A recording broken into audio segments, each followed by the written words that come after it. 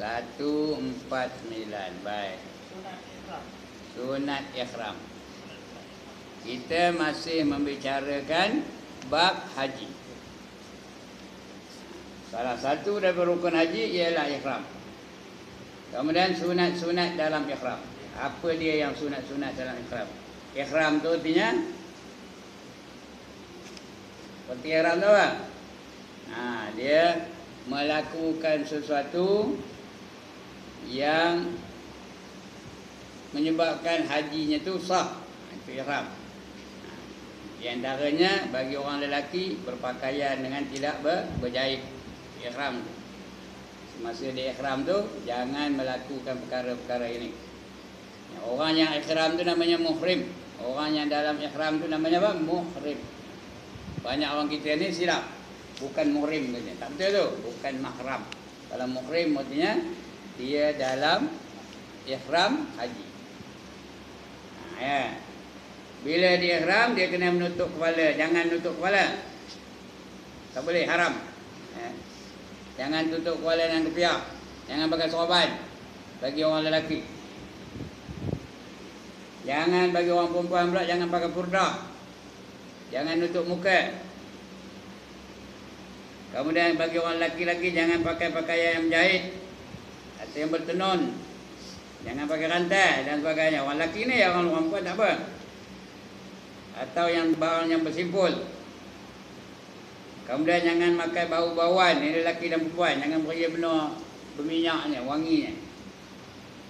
Yang kemudian seterusnya jangan pakai minyak rambut pada kepala, pada janggut, pada bulu-bulu dan sebagainya. Kemudian jangan menggugurkan rambut. Jangan menggugurkan kuku. Jangan buang kuku pula ketika itu. Ya? Gunting rambut tak boleh, buang kuku tak boleh. Kemudian bagi suami isteri jangan berjimak pula ketika dalam ihram tu. Ataupun permulaan jimak. Ya, permulaan jimak tu sampai memuji pun tak boleh tau. Cantik mikir ni tak boleh. Ya. Atau dia bunyi suaminya yang menimbulkan rasa keinginan. Ya, handsome abang ni. Macam Sidi Oraza abang ni. Jangan. Jadi masa tengah mengerjakan haji duduk jauh-jauh, jangan dekat-dekat. Ya. Lagi apa? Yang masih ihram memburu binatang yang harus dimakan. Jangan diburu binatang tu. Binatangnya tak dimakan nak apa? Nyamuk kalau gigit nyamuk apa buat? Tampar lah. Jangan gosok aja. Kalau nyamuk, ada orang makan nyamuk tak? Tak ada. Kemudian akad nikah tak boleh. Jangan masa itu nak akad nikah. Kalau nak akad nikah nanti habis khutbah haji dulu. Atau mencabut pokok-pokok yang ada keliling Arafah tu. Atau di padang Arafah tu ya. Kemudian itu ketika dalam ihram. Yang wajib itu artinya wajib jangan buat. Wajib tu artinya apa? Wajib jangan buat. Artinya haram buatlah. Wajib jangan buat. Wajib jangan minum arak. Apa artinya? Artinya haram dah minum arak tu. Wajib jangan berzina tak? Haram lah berzina. Ini ihram bawah itu. Wajib jangan buat. Jangan nutup kepala, jangan nutup muka bagi perempuan dan sebagainya. Itu wajib. Ini sunat-sunat dalam ihram. Ya, kalau dibuat ini dapat pahala. Ditinggalkan tak ada berdosa. Itu namanya sunat. Kemudian apa yang sunat? Sunat mandi sebelum ihram. Bagi laki-laki, perempuan, kanak-kanak dan juga perempuan yang dalam haid pun sunat mandi. Walaupun dalam haid, sunat mandi. Nama mandinya mandi apa? Mandi ihram. Sunat mandi ihram. Ya, sebelum kita niat ihram tu sunat mandi dulu. Ya. Kemudian sunat memakai bau-bauan pada badan dan pakaian sebelum ihram. Biar dia wangi je pakaian tu. Begitu juga badan kita. Sunat pakai sebelum niat ihram tu. Pakai dulu. Lepas tu kalau dia berbau wangi aja tak ada berdosa. Tak ada pula batal ihramnya dah ya. Lepas dia niat ihram, lepas mandi, lepas dia apa? Pakai bau-bauan tu sunat semayang. Semayang apa? Semayang sunat ihram namanya. sahaja aku semayang sunat ihram 2 rakaat kerana Allah Ta'ala. Belum niat lagi tau. Semayang dulu. Semayang dulu baru berniat nanti. Dah habis semayang baru niat. Sunat semayang 2 rakaat, nama semayang tu sunat ihram. Lafaz niatnya ni dia. Usalli sunnatal ihram raka'ataini lillahi ta'ala. Usalli sunnatal ihram raka'ataini lillahi ta'ala. Sahaja aku semayang sunat ihram 2 rakaat kerana Allah Ta'ala. Lepas itu sunat memakai kain putih. Sebab orang pergi haji tu tengok mana apa warna kainnya? Putih. Boleh tak pakai kain lain daripada putih? Boleh, tapi tak ada sunat lah. Nak pakai batik pun boleh. Nak pakai belang-belang pun boleh. Nak pakai warna hijau pun boleh. Nak pakai warna biru pun boleh. Nak pakai warna hijau kuning pun boleh. Tahu hijau kuning? Pasukan Kedah tu hijau kuning. Pasukan bola sepak Kedah kan hijau kuning. Nak pakai hijau kuning pun boleh. Tapi tak ada pahala lah. Kerana yang sunatnya pakai warna apa? Warna putih. Begitu juga kita mengkafankan mayat. Sunat mengkafankan dengan kain. Boleh tak kita kafankan mayat menggunakan kain batik? Boleh, tapi tak ada sunat lah. Kita hendak yang sunat-sunat. Sunat tu dapat pahala. Dibuat dapat pahala, ditinggalkan tidak berdosa. Sebab sunat kita pakai yang putih. Sunat memakai zamani. Zamani. Ataupun zamali. Bukannya ni, zamali. Kasut longsor, iaitu kasut yang tidak menutup seluruh kaki. Selipar lah. Selipar Jepun tu boleh lah tu. Selipar yang ada tutup kat atas kaki tu boleh tu. Jangan seluruh kasut tu menutup. Tak apa itu tak boleh. Sunat. Kalau nak pakai juga pakailah. Pakai boot pakailah, tak apa. Tapi tak ada sunat lah. Sunat pakai selipar yang menutup sebahagian saja daripada kaki.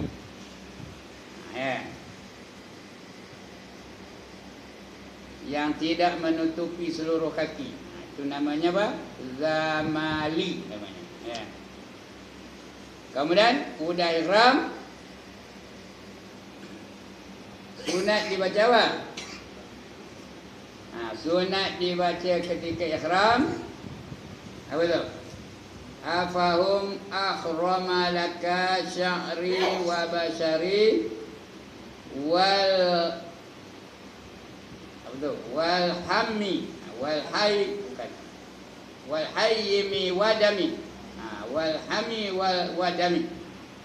Artinya ihram aku ni untuk kamu, sama ada diri aku, kulit aku, daging aku dan juga darah aku. Itu sunat dibaca itu. Afaham akhrama laka syahri, bukannya syahri, syahri ke syahri itu satu hal syahri wabashari itu di kulit aku. Walahmi artinya apa namanya, daging aku, daging kulit aku. Wadami itu artinya darah aku. Sunatnya dibaca itu. Kemudian kita pun niatlah ihram. Niat ihram apa dia? Nawaitul umrata. Ini orang nak kerja haji apa tu? Orang dia niat umrah dulu baru haji. Nawaitul umrata wa ahramtu biha lillahi ta'ala. Dia nak mengerjakan apa tu? Haji apa tu? Haji ada 3. Satu ifrat, satu tamattu', satu qiran. Ini nak buat apa? Nak buat tamattu'. Orang yang buat tamattu' dia pergi umrah dulu. Dia buat umrah dulu. Dah habis umrah baru dia buat haji. Haji tamattu'. Kalau ifrat jangan niat awal ni dulu. Kalau ifrat buat nawaitul hajjah. Jangan nawaitul umrata. Nawaitul hajjah. wa akhramtu bihi lillahi ta'ala. Dan aku ikhram dengannya kerana Allah Ta'ala. Ya, kalau nak haji qiran begitu juga. Nawaitul hajjata wal umrata, dua sekali. Sahaja aku mengerjakan haji dan umrah, wa ikhramtu bihima, dan aku berikhram dengan keduanya lillahi ta'ala. Jadi gini yang diajar kepada kita petang ni apa? Haji tamattu. Tahu haji tamattu? Orang yang mengerja haji tamattu sah, tapi kena apa? Kena dam. Lepas itu main dam kan? Lepas itu main dam kan? Sampai dulu naik haji. Apa dam? Denda. Kena bayar denda. Apa dendanya? Seekor kambing. Atau seekor kambing biri-biri. Atau seekor kibas. Ya, dia tak ada unta ya, kibas. Paling tinggi pun kibas, itu mahal kibas tu. Jadi yang paling murah apa? Seekor kambing. Ginari seekor kambing saya pun tak tahu berapa harganya. Masa saya pergi tu RM250 aja. Ginari mana dapat RM250? Kambing seekor berapa dia harga nari? Tuan-tuan tak nak kekah ke? Berapa seekor kambing? Berapa? 800. Ya. Itu harga kambing nari. Di Arab Saudi tak tahulah berapa harganya. Kena bayar. Boleh bayar kepada bank, boleh. Mana-mana dia boleh bayar tu. Bayar apa? Bayar dam namanya. Kalau dia buat haji tamattu. Baik. Kemudian sunat setelah itu, sunat membaca talbiyah. Namanya talbiyah. Talbiyah. Macam mana talbiyah? Labbaik Allahumma labbaik, labbaik la syarika lak labbaik, innal hamda wan ni'mata lak wal mulk la syarika lak. Lagi, kalau segan nak ikut ni, ikutlah mati. Labbaik Allahumma labbaik, labbaik la syarika lak labbaik, innal hamda wan ni'mata lak wal mulk la syarika lak. Siapa nak pergi umrah kena hafal ni, tahu? Kalau dah rugi, nak ambil duit ajalah. Kita baca ni, menyeru kepada Allah. Artinya, aku datang kepada kamu ya Allah. Aku datang kepada kamu. Kamu itu tidak ada sekutu baginya. Tak ada kamu yang lain menyerupai kamu, tak ada. Bagi kamulah segala puji-pujian. Innal hamda. Kamulah bagi segalanya, segala puji-pujian. Dan nikmat itu adalah dari kamu. Ya. Wan ni'mata laka wal mulk, dan kamulah yang mempunyai kerajaan. Ya, kerajaan siapa punya? Barisan nasional. Siapa punya kerajaan? Allah punya kerajaan. Ya. Kerajaan kamulah. Sampai bila-bila pun tidak akan jatuh-jatuh. Bolehkah kita buat undi tak percaya kepada kerajaan Allah Ta'ala? Boleh kan? Tak boleh. Yang kita boleh buat undi tak percaya, kerajaan apa? Kerajaan manusia. Itu boleh. Kerajaan Allah sampai hari kiamat besok. Laka wal mulk, bagi kamulah kerajaan. Sebab bila kita dah mati, esok Allah tanya. Allah tanya semua pemimpin-pemimpin dunia ni. Allah tanya Napoleon, Allah tanya Abraham Lincoln, Allah tanya George Washington, Allah tanya George Bush, Allah tanya Barack Obama, Allah tanya Mahathir Muhammad, Allah tanya Tengku Abdul Rahman, Allah tanya Soeharto, Allah tanya Soekarno. Semua sekali pemimpin-pemimpin. Allah tanya Idi Amin. Kenal ke nama Idi Amin? Ada pernah dengar orang nama Idi Amin? Tak pernah dengar. Ada? Allah tanya siapa? Saddam Hussein. Tu mana? Orang-orang yang dulu pernah berkuasa. Allah tanya Maharaja Hirohito. Apa Allah tanya? Limanil mulkul yaum. Kamu yang berkuasa tu hari ini, coba kamu tengok siapa yang berkuasa, kata Allah. Tanya kepada penguasa-penguasa dunia ni. Bukan Malaysia aja, dunia ni tanya. Jepun ditanya, British ditanya. Apa namanya? Amerika ditanya, Arab ditanya, Afrika ditanya, ya, India ditanya, siapa yang berkuasa hari ini? Kata Allah. Seorang pun tak ada jawab. Apa nak jawab? Aku nak mati semua. Lalu Allah jawab sendiri. Apa jawab Allah? Lillahil wahidil qahar, kata Allah. Bagi Allah lah yang esa. Wahid apa ni? Esa. Cakap mudahnya wahid apa? Satu. Allah lah yang satu, yang berkuasa. Jadi kuasa Allah tu tidak akan jatuh-jatuh, tidak akan tumbang-tumbang. Tidak akan boleh gugur kekuasaan Allah Subhanahu Wa Taala. Lantaklah kamu buat demonstrasi ke, kamu tanda ikut perintahnya ke, kamu kapio ke, Allah tetap Allah. Kita kena fahamnya tu. Allah tetap Allah. Allah tetap berkuasa. Allah tetap sempurna. Allah sikit pun tak ada apa-apa kekurangan, kecacatan dan kelemahan. Itu dia. Itu kita puji Allah tau. Labbaik Allahumma labbaik. Aku datang wahai Allah, dan aku datang kepada kamu ya Allah. La syarika lak. Tidak ada sekutu bagi kamu. Ya. La syarika lak. Lagi apa? Labbaik Allahumma labbaik. Labbaik la syarika lak.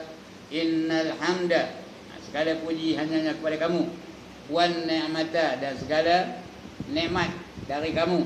Kamu bagi kami nikmat yang tak terhingga banyaknya. La kawal mulk, bagi kamulah segala kekuasaan. La syarika lak, tidak ada sekutu bagi kamu ya Allah. Sentiasa. Bila start aja kita niat ikhram tu, baca tu sampai kita ke Mekah. Kalau naik bas, dalam bas. Kalau naik kapal terbang, dalam kapal terbang tu. Baca je. Labbaik Allahumma labbaik. Labbaik la syarika lak labbaik. Innal hamda wan ni'mata laka wal mulk la syarika lak. Baca. Sampai bila? Sampai nampak Kaabah tu, baru berhenti. Ini dah sembang pula lepas tu. Patut dibaca lah. Menyeru, menyatakan kita ni patuh kepada perintah Allah. Kami datang kepada kamu ya Allah. Kami ni tetamu kamu ya Allah. Itu lebih kurang. Ada orang dah pergi haji 2-3 kali, yang ini pun tak hafal lagi. Ada orang betul. Tak hafal lagi labbaik Allahumma labbaik. Jadi orang itu tu kesian tengok ya. Tak ada hafal. Kemudian lepas itu wukuf yang kedua. Tadi yang pertama tadi apa? Yang pertama tadi ikhram ya. Itu yang pertama, ikhram. Rukun haji ni kan ya. Yang pertama ikhram. Yang wajib-wajib tu ikhram pada miqat. Ikhram tu wajib, rukun. Ikhram tu rukun. Kalau tak ada ikhram, tak sah hajinya. Yang kedua ni wajib. Ikhram tu juga tapi wajib. Wajib ni kalau dia tak buat, sah, tapi kena denda, kena dam. Dan lagi berdosa kalau sengaja tak nak buat dia.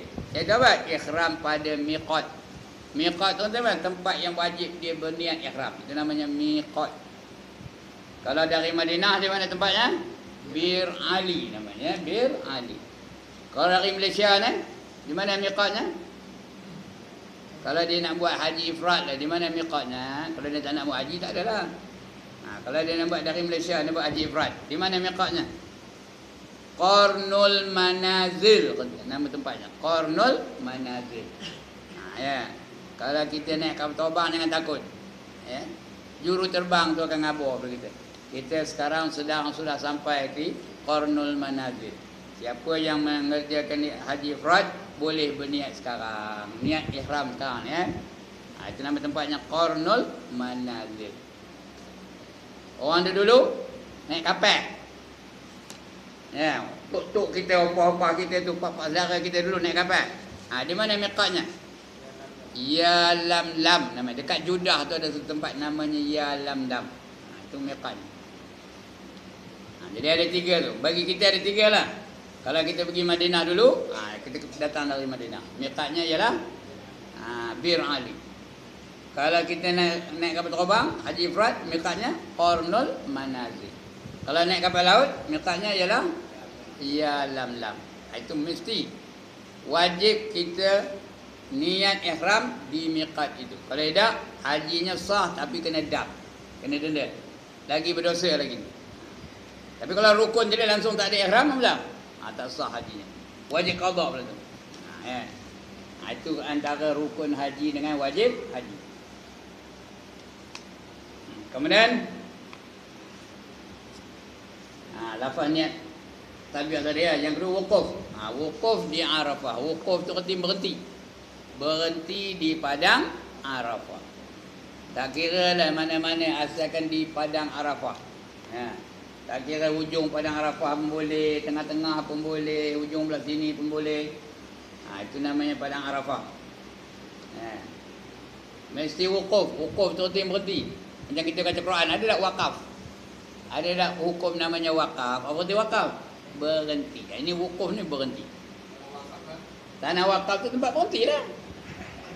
Ada berjalan lagi lepas habis tu? Dah masuk itu ada berjalan dah. Aku nak pergi ke Ipoh pun ada. Tak ada berhenti tu. Tempat berhenti. Itu namanya wakaf. Itu orang kata tanah wakaf. Yang sebenarnya wakaf tu tempat berhenti. Kita faham wakaf tu apa? Pemberian. Tak ada, tak betul itu. Katanya berhenti tu. Kalau kita baca Quran ada wakaf kan? Qul huwallahu ahad. Wakaf. Tarik nafas lain. Allahu samad. Baru betul ya? Kalau orang keluar qul huwallahu ahad Allahu samad, betul kan? Betul ke ya? Ya, tak betul. Ngabing berai aja. Tahu? Qul huwallahu ahad Allahu samad. Wakaf pun tidak, wasal pun tidak. Dia nak wakaf qul huwallahu ahad. Tarik nafas lain. Allahu samad. Itu namanya wakaf. Kalau wasal qul huwallahu ahadunillahu samad. Itu namanya wasal. Ya. Jadi kita kebanyakannya apa? Wakaf tidak, wasal tidak. Jadi orang kopi itu ngambil kemberai saja. Ya, orang yang buat kenduri itu ngambil kemberai saja. Pahala tak ada apa-apa di sisi Allah Taala. Itu yang orang baca Quran tu melaknat dia balik. Pasal apa? Pasal baca tak betul.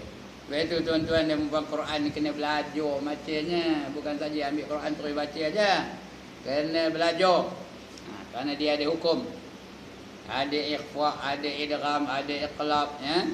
Ada mat jaiz, ada mat wajib, ada qala-qala dan sebagainya. Ada saktah, kena belajar. Ada ismam, ada raum. Banyak kena belajar ni tuan-tuan tentang Quran ni. Okey. Yang kedua ya, wukuf di Arafah, iaitu hadir oleh orang yang telah ihram. Mula-mula dah ihram ya, mesti hadir dia. Di mana? Di padang Arafah. Kerana haji di bumi Arafah sekurang-kurangnya pada satu lahzah. Paling komanya setakat menyebut subhanallah, dia ada di Arafah. Lepas tu dia keluar balik. Boleh, tak apa ya. Tapi mesti ada di Arafah. Bila? Pada 9 Zulhijjah dan 10 Zulhijjah. Bermula dari 9 Zulhijjah tu, dia mesti berada di padang Arafah. Ya, sekurang-kurangnya pada satu lahzah. Satu lahzah tu seketika lah. Satu lahzah, sekali subhanallah, itu satu lahzah. Ya, selepas daripada gelincir matahari. Ini waktu dia mesti ada di Arafah tu. Selepas daripada gelincir matahari. Artinya apa? Selepas zuhur. Ya, pada yang ke-9 daripada bulan Zulhijjah. 9 Zulhijjah. Kalau 10 Zulhijjah tak boleh lagi dah. Kerana itu apa? Raya. 10 Zulhijjah tu raya, 9 Zulhijjah tu satu hari sebelum raya. Nama hari itu hari Arafah.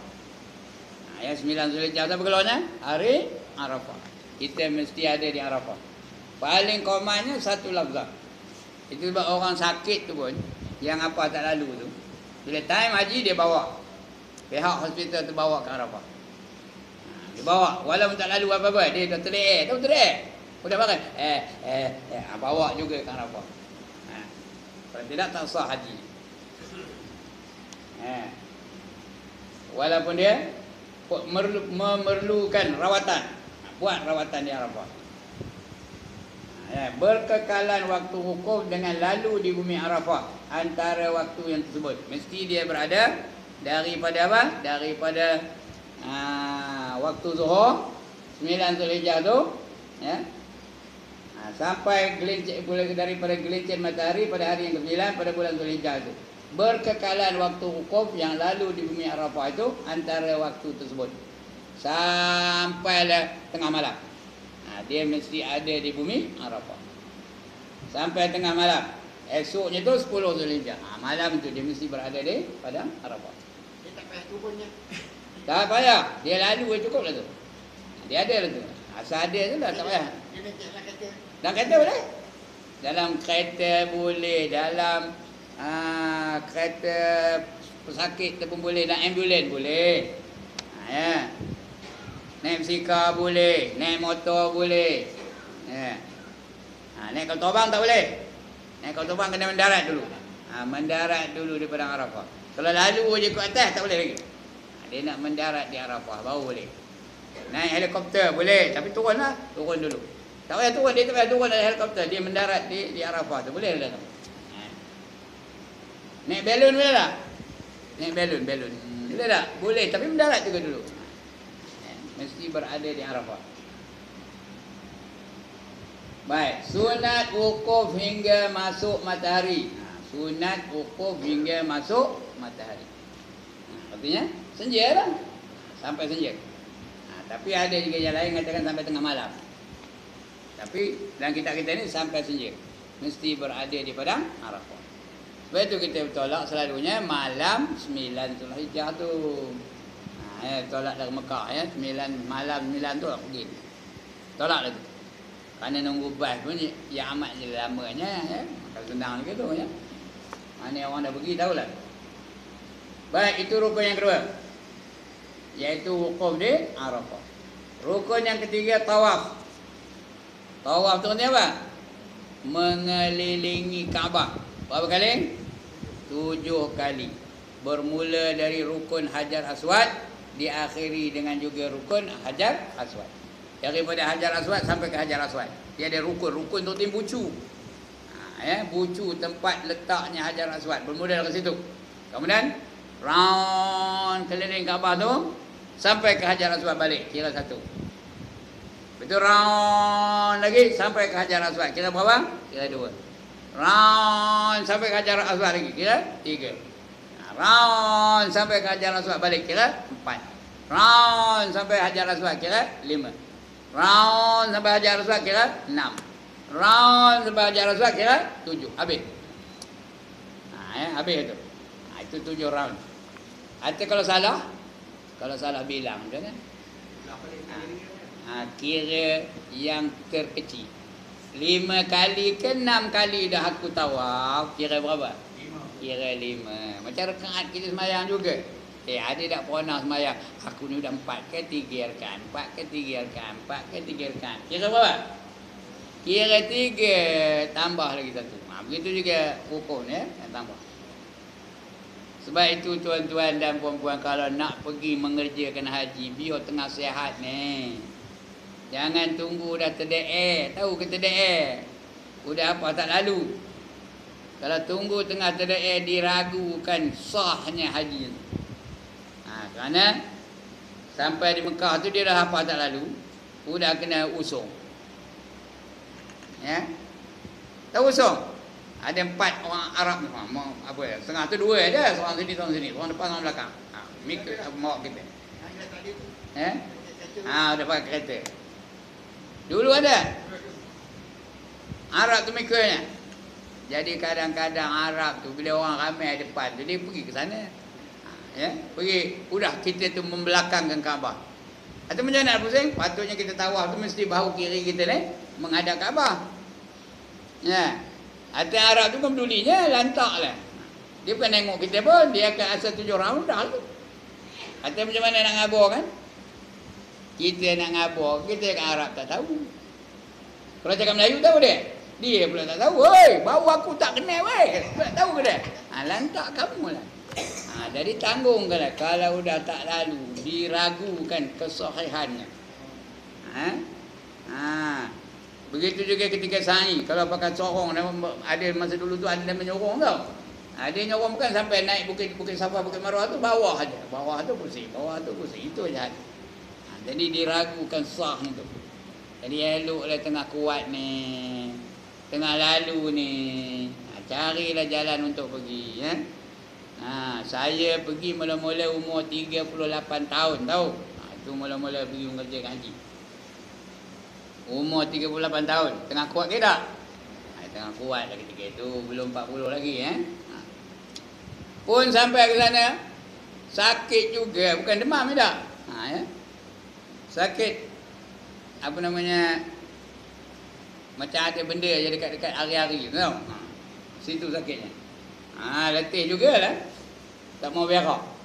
Sakit tak mau berak tau. Sampai sana. Macam sembelit lah. Itu kena sana.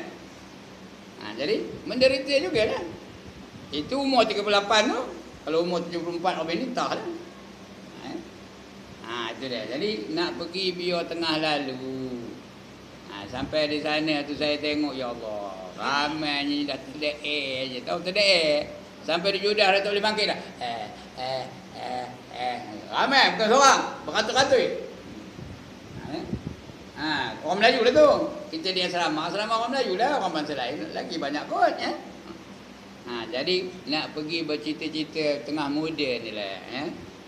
Itu yang kata Nabi, rebut 5 sebelum datang 5 perkara. Apa dia? Muda kamu sebelum datang tua. Sehat kamu sebelum datang sakit. Lapang kamu sebelum datang sempit. Kaya kamu sebelum datang miskin. Okey? Hidup kamu sebelum datang mati. Ya, sebut 5 sebelum datang 5, ya. Kalau tak payah nak mengerjakan tawaf, payah. Ya, semua ni benda-benda yang memerlukan fizikal. Tawaf ndakkan kekuatan juga, sa'i ndakkan kekuatan juga, melontar ndakkan kekuatan juga, semua memerlukan kekuatan fizikal. Jadi kalau dah lenyor, bila nak buatnya? Ya. Baik. Yang ketiga, tawaf, ya. Iaitu berkeliling Kaabah yang dilakukan di dalam Masjidil Haram. Di luar Masjidil Haram tak boleh. Kalau dia pergi Masjidil Haram tu dari luar pusing, ya. Tak boleh, tak sah. Mesti mengeliling Kaabah di dalam Masjidil Haram. Luar tak boleh. Mulai daripada Hajar Aswad sebanyak 7 kali, ya, 7 kali. Lepas itu dah cukup 7 kali, bolehlah pergi pusing seround lagi. Untuk apa? Untuk mencium Hajar Aswad. Kalau ada teringin nak mencium Hajar Aswad lah. Jangan tengah kita tawaf tu nak pergi, nanti banyak benda masa yang habis tu buang. Udah habis 7 kali, buat round sekali lagi. Round kali ni dekat ke tepi, benda tepi Kaabah tu. Ya. Dekat dengan Hajar Aswad tu, pergi masuk. Ya. Tapi bertolak-tolak, bertembi-tembi lah juga. Ya. Itu bagi orang yang ada upaya lah. Kalau tak lalu apa buat? Kalau tak lalu apa buat? Tak payah. Buat apa? Flying kiss je. Tahu ke apa flying kiss? Ciuman terbang. Dari jauh je. Namanya istilam. Namanya istilam, ya. Dia flying kiss. Bismillahirrahmanirrahim. Allahu Akbar. Angkat tu. Macam flying kiss, ya. Pahalanya sama aja. Tapi tak adalah pengalaman yang sama. Pengalaman mencium Hajar Aswad dengan pengalaman flying kiss lain, ya. Sayyidina Umar pernah melihat apa bersama dengan Rasulullah. Ya. Dia sama Rasulullah tawaf. Udah habis 7 kali tawaf, dia tengok Rasulullah cium batu. Mencium Hajar Aswad.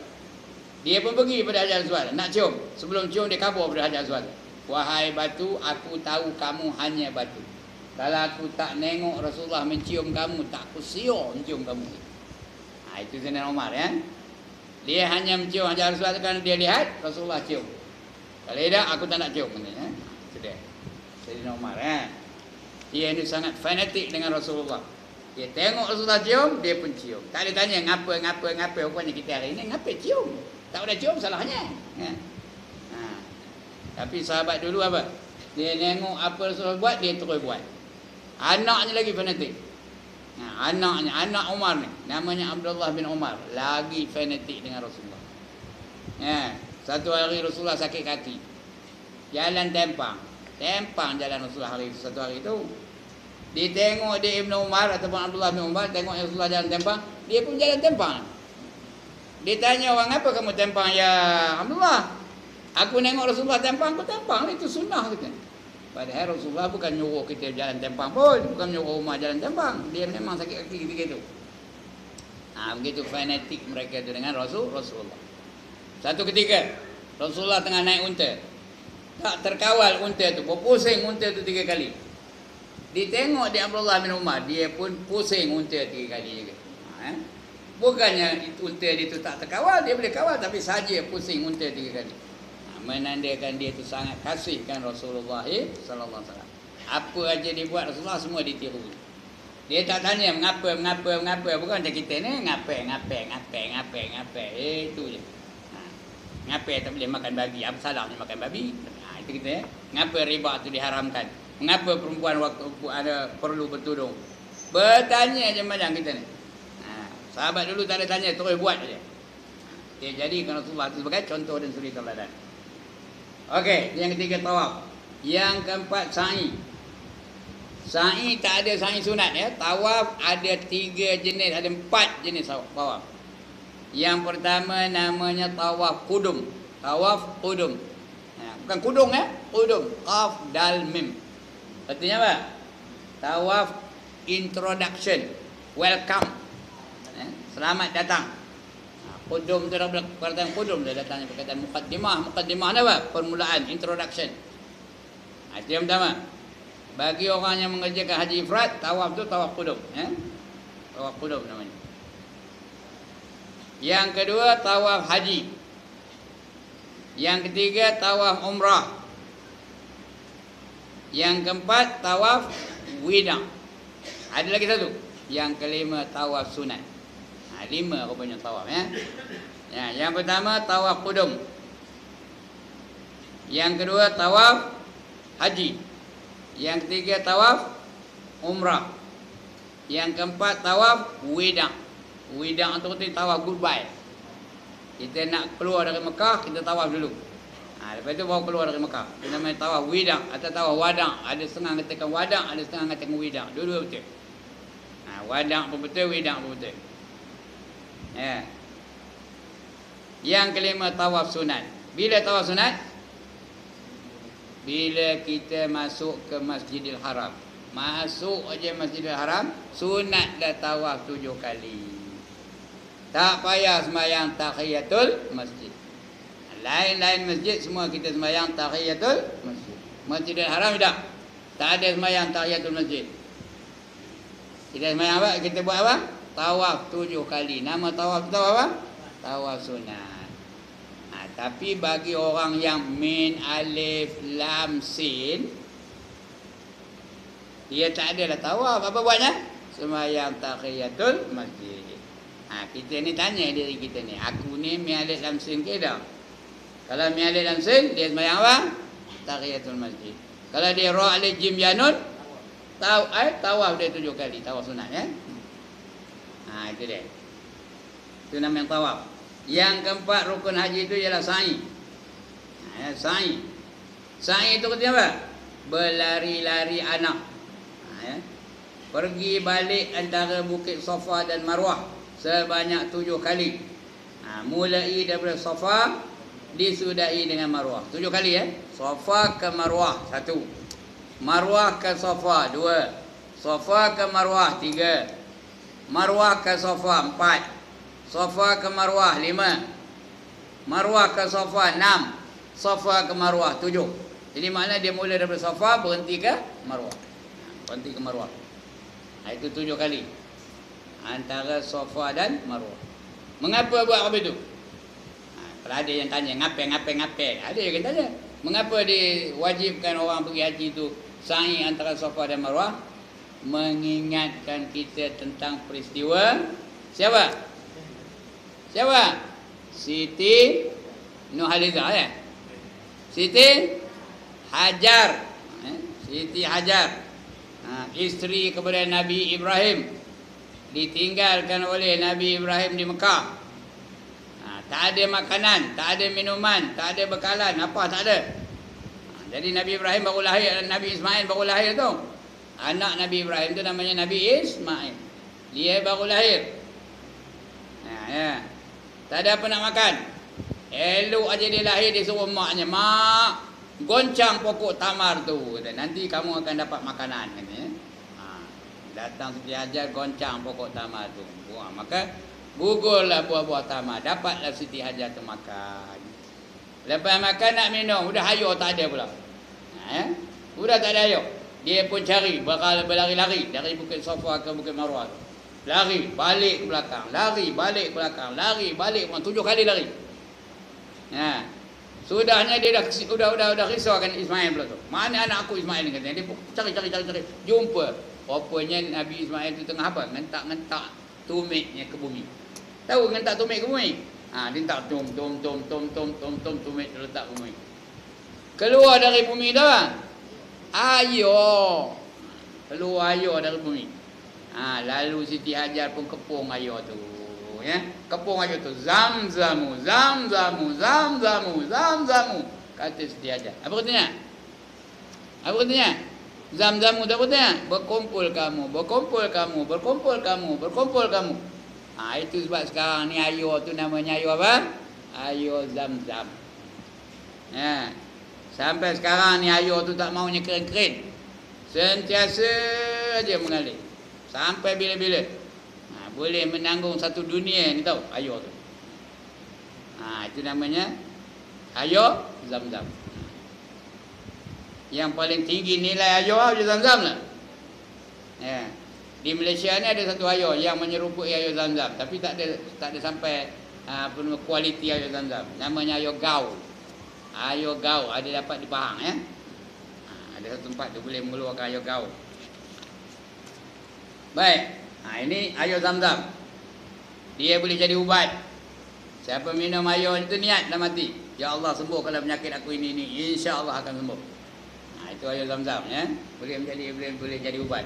Kecuali mati. Kalau dah nak mati, nantak minum banyak mana pun. Itu ayo. Cerita sains tu dia. Jadi mengingatkan kita peristiwa Siti Hajar yang mencari air untuk anaknya Nabi Ismail. Itu yang dia berlari anak tu. Bila kita sa'i tu teringatkanlah Siti Hajar. Ingatkan Nabi Ismail.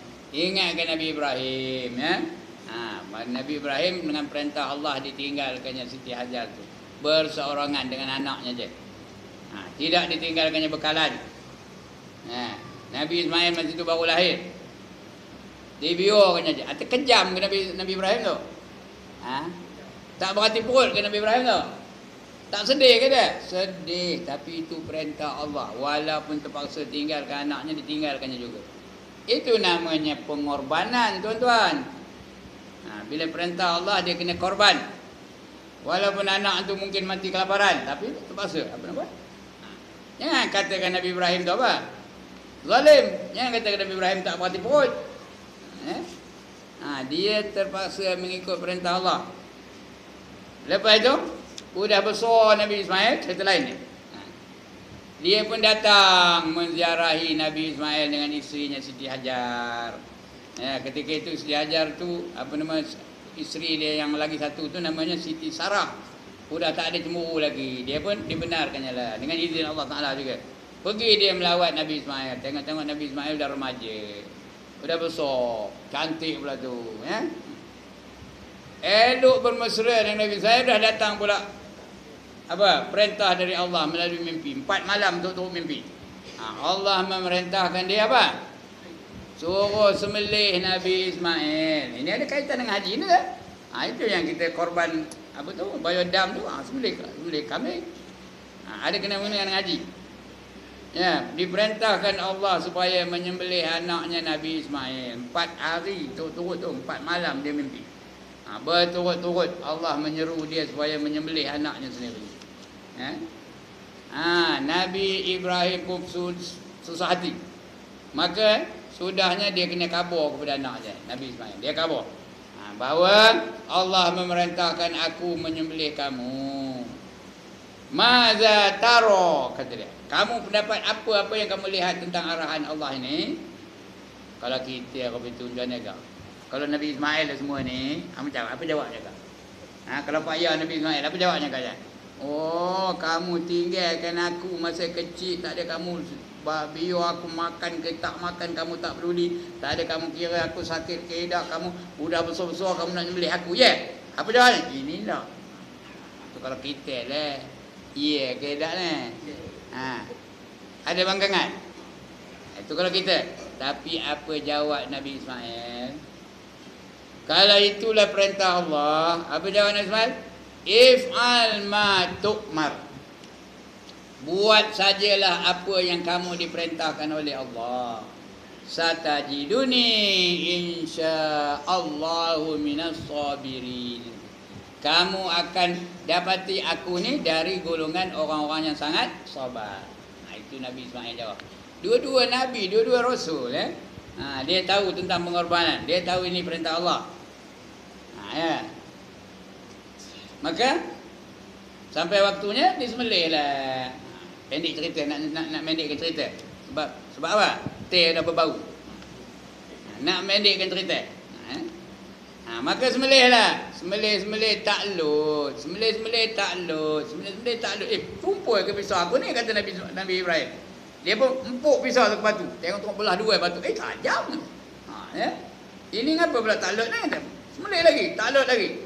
Sudahnya Allah perintahkan, udahlah tu wahai Ibrahim. Kamu telah melaksanakan perintah aku. Maka didatangkan pula kibas. Maka digantikan Nabi Ismail itu dengan kibas. Tuan-tuan tahu tak kibas tu dari mana? Dari syurga. Siapa punya kibas? Kibas siapa punya? Pengorbanan anak Nabi Adam. Siapa namanya? Habil. Bukan Qabil, Habil. Itu dah diturun dari syurga tu. Kibas Habil tu dah disembelih oleh Nabi Ibrahim. Maka selesai masalah Nabi Ibrahim. Selesai masalah Habil. Selesai masalah Qabil. Itu dia tuan-tuan. Ada kaitannya semua cerita itu dengan haji ni. Sebab itu kita kena faham sejarahnya, macam mana itu berlaku. Barulah haji kita tu ada maknanya. Kalau tidak dapat sorban aja lah. Apa pun tak dapat. Okey. Itu namanya sa'i. Yang kelima bercukur. Ataupun tahallul. Bercukur tu menandakan dia tu boleh melakukan perkara yang sebelum ini tidak dibolehkan. Menghalalkan yang dulunya adalah haram. Itu namanya tahallul. Ya, iaitu menghilangkan 3 helai rambut. Paling kurangnya 3 helai rambut. Dan atau bercukur. Atau digunting. Adapun orang yang tidak berambut, maka sunat melalukan pisau atas kepalanya. Tahallul. Ini perempuan kena jaga baik-baik ni. Perempuan sana ni. Yang pergi ke Mekah. Ya. Bawa sendiri gunting tu. Jangan pergi pada Arab tu. Sana tu ada Arab tu. Sentiasa aja dengan gunting dia. Tahallul kata. Dia nak megang rambut perempuan tu. Ya. Ada setengah tu nyuai rambut tu. Pegang dia Arab tu dah rambut tu. Pukul tu. Apa hukumnya? Haram. Jadi kena pergi tempat yang sunyi sikit, yang tak ada orang tengok. Kemudian gunting rambut tu sendiri. Kalau ada suami guntingkan. Jangan bagi Arab tu megang rambut kita. Haram hukumnya, ya. Itu namanya tahallul atau bercukur. Yang keenam tertib, iaitu tertib pada kebanyakan rukunnya, bukan semua, kebanyakannya, ya. Kenapa? Kalau kita sudah buat tawaf sunat, ya, boleh kita kerjakan sa'i wajib. Sa'i haji boleh, ya. Boleh buat sa'i dulu. Jadi tak ada tertib betul, tapi dalam kes ini dibolehkan, ya. Setengahnya boleh, setengahnya mesti tertib. Iaitu tertib pada kebanyakan rukunnya. Maka dahulukan ihram, kemudian wukuf, kemudian tawaf. Ya. Sah dahulukan bercukur daripada tawaf. Kalau sebelum tawaf tidak bercukur boleh. Dan sa'i. Sa'i itu dinamakan tahallul awal. Dia nak balik cepat. Tahallul awal namanya. Itu haji, ya. 6 rukun haji tu, ya. Mesti kita buat kalau nak sah hajinya. Kalau tak nak berdosa. Akan datang kita akan baca umrah pula ya. Rukun umrah. Kemudian wajib haji, sunat-sunat haji dan sebagainya. Udah sekian dulu. Ada masalah? Tak ada masalah. Esok nak pergi haji macam mana? Dah tahu semua? Okeylah ya. Sekian dulu untuk petang ni. Salah silap minta ampun, minta maaf. Lebih-lebih lagi dari Allah Subhanahu Wa Taala. Kerana menyebarkan sesuatu yang tak betul. Mudah-mudahan apa yang saya ajar ini benda yang betul. Mudah-mudahan dapat kita amalkan bersama. Sekian, aqulu qawli hadza wa astaghfirullahal azim li wa lakum wa lisa'il